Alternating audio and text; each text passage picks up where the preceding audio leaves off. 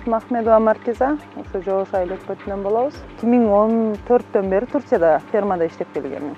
Ушу Россиядан алып келгем. Черная пёстрый деген. Анда асыл тукумду деле биз түшүнүгүбүз деле жок болчу да. Анан кийин 3 баш мал алып келип, ошолордон мындай кошунам карап отурсам, что-то күнүнө 10 литрден сүт сатат. Анан жумасына нормально эсептеп көрсөм жакшы акча алып келет да. Бирок расходун эле жабып атат, пайдасы жок да. Анан интернеттен карап, кандай порода баксам болот, анан кийин ошо Галштинди алып келип бактык. Биринчи жылы 9-10 литрден берди Черная пёстрыйлар. Өзүнүн расходун эптеп жабып атты. Анан кийин экинчи жылы баягы 10 литр сүт берген уйум уже 20 литрге көтөрүлдү да. 28-20 литр берип башташты.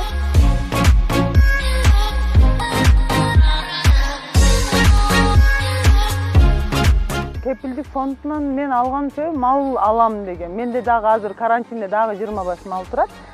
Ошолорду алып келип кошушум керек. Азыр карантинде болгон менде бул жерде баягы жер жетишсиз да. Азыр заманбап Евро сарай салып атабыз. Азыр көрсөтөм өйдөдө. Ал жерге 190 баш мал батат.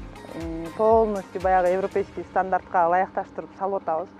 Мага жетпейт эле, баягы банктагы эмем залогум жетпейт эле, ошондуктан кепилдик фонд азыр мага мал алганга дагы, сарай салганга да жардам берди да.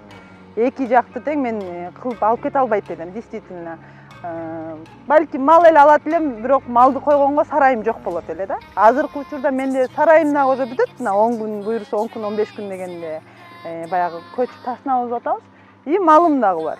Кепилдик фондуна чоң рахмат. Аллах разы болсун сиздерден.